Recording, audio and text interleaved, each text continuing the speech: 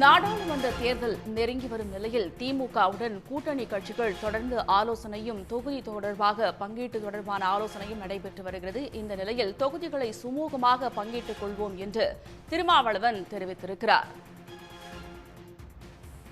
தமிழ்நாடு அரசு வெல்லும் ஜனநாயகம் மாநாட்டில் பங்கேற்று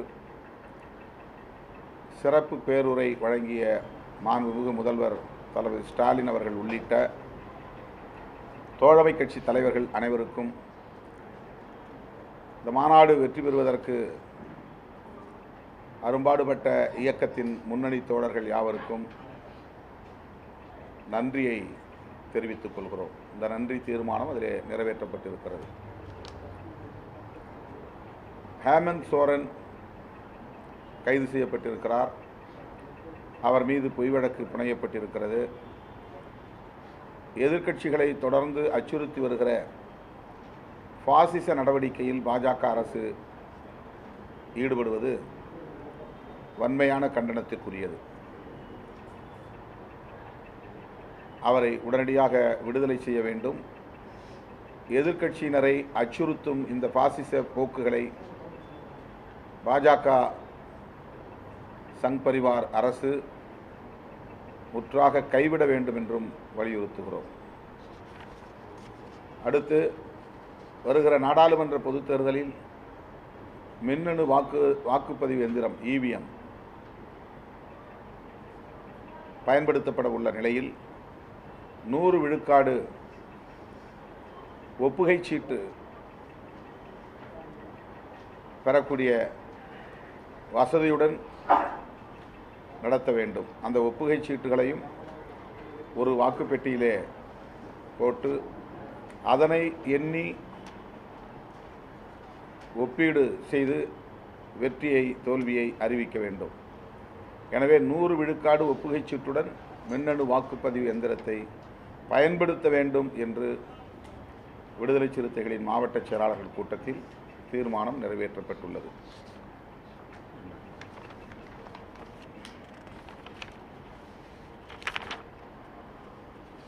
தமிழ்நாடு அரசு 200 பாயிண்ட் ரோஸ்டர் சுழற்சி முறையை பயன்படுத்தி வந்தது. அதற்கு எதிரான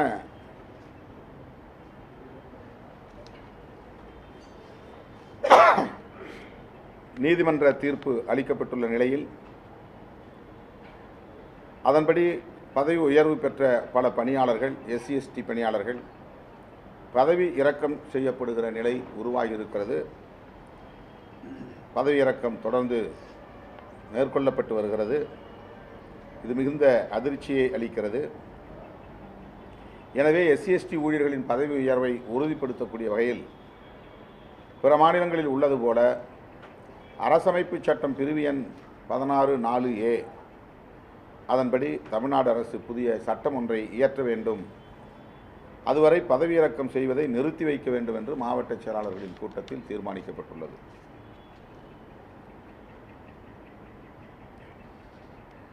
தமிழ்நாடு அரசு நிதிநிலை அறிக்கையை தாக்கல் செய்ய உள்ளது. 19ஆம் தேதி தாக்கல் செய்யப்படும் என அறிவிப்பு வெளியாகி இருக்கிறது. இந்த நிலையில் SC/ST பிரிவினருக்கான துணை திட்டத்தின் அடிப்படையில் இந்த நிதிநிலை அறிக்கை தயாரிக்கப்பட வேண்டும். Sub plan, schedule cost sub plan, tribal sub plan என்று சொல்லப்படக்கூடிய இந்த துணை திட்டத்தின் அடிப்படையிலே இந்த நிதிநிலை அறிக்கை தயாரிக்கப்பட வேண்டும். அதற்கேற்ப சட்டமும் இயற்றப்பட வேண்டும் என்று தமிழ்நாடு அரசை இந்த கூட்டம் கேட்டுக்கொள்கிறது. இந்து கோயில்களில் இந்துக்கள் அல்லாதவர்களை அனுமதிக்கக்கூடாது. இது தொடர்பாக கோயில்களில் அறிவிப்பு பலகை வைக்க வேண்டும் என சென்னை உயர்நீதிமன்றத்தின் மதுரை கிளை தீர்ப்பளித்திருக்கிறது. இதற்கு வழிவகுப்பது இந்து சமய அறநிலைத்துறை சட்டம் 24 பிரிவு 4 24 கிளாஸ் 4. இந்த சட்டம் திருத்தப்பட வேண்டும். இந்த சட்டப்பிரிவின்படி தான் இந்த தீர்ப்பு அளிக்கப்பட்டிருக்கிறது. ஆகவே இதனை திருத்தி உரிய நடவடிக்கை எடுக்க தமிழக அரசு முன்வர வேண்டும் என்று மாவட்ட செயலாளர்கள் கூட்டத்தில் தீர்மானம் நிறைவேற்றப்பட்டிருக்கிறது.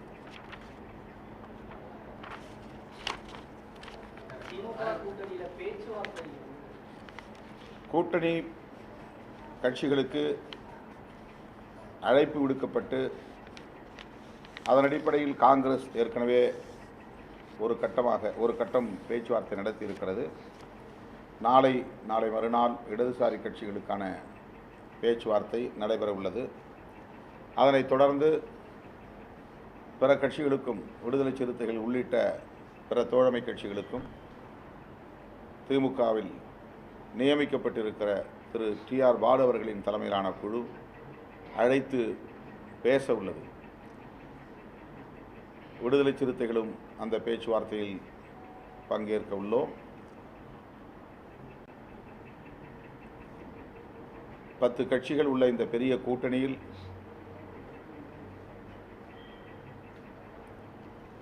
கட்டுக்கோப்பாக தொடர்ந்து 2019 இருந்து இயங்கி வருகிற இந்த மெகா கூட்டணியில்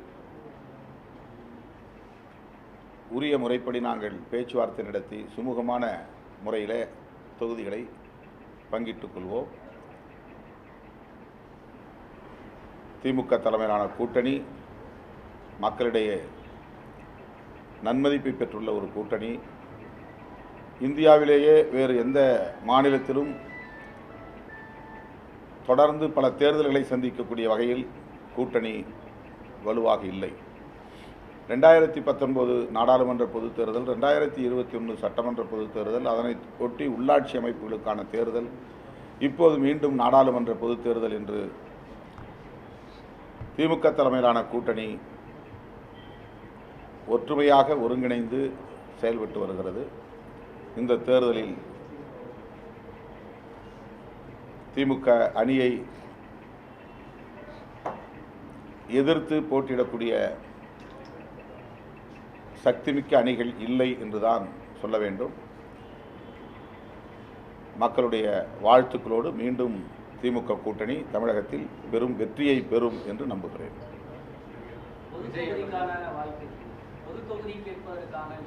ஒவ்வொரு தேர்தலிலும் நாங்கள் பொது தொகுதியிலும் கேட்கத்தான் செய்கிறோம். அதைப் போல இந்த தேர்தலிலும் நாங்கள் பொது தொகுதியிலும் கேட்போம். ஒவ்வொரு முறையும் நாங்கள் கூடுதலாக வேண்டும் என்று தான் கேட்கிறோம். கூட்டணியில் பல கட்சிகள் இருக்கிற நிலையிலே நாங்கள் எல்லா கட்சிகளோடும் அரவணைத்து தேர்தலை சந்திக்க வேண்டிய தேவை இருக்கிறது. அதன் அடிப்படையில் தொகுதி பங்கீடு நடைபெறும்.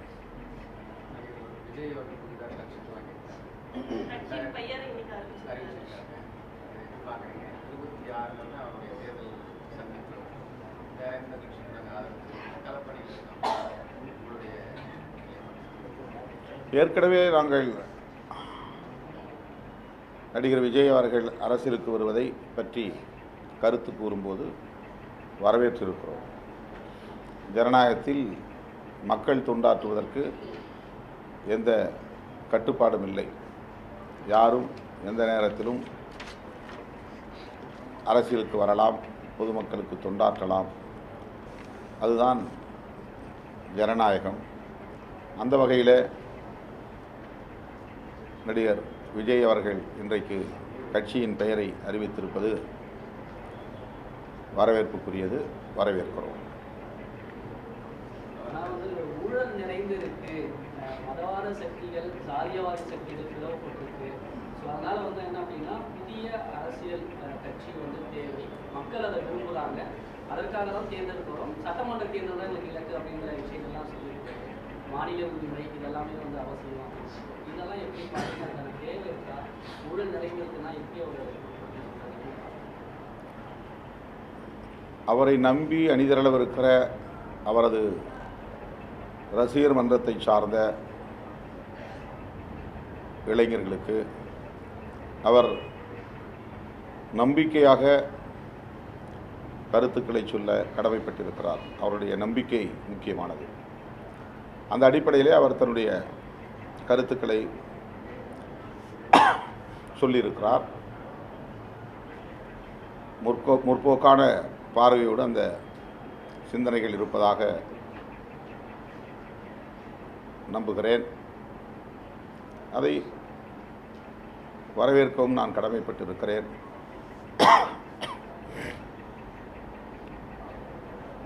அவருடைய தொலைநோக்கு பார்வை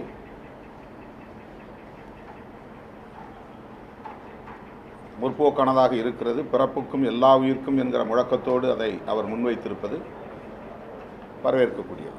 உடனுக்குடன் செய்திகளை தெரிந்து கொள்ள சன் நியூஸ் பெல் ஐகானை கிளிக் பண்ணுங்க.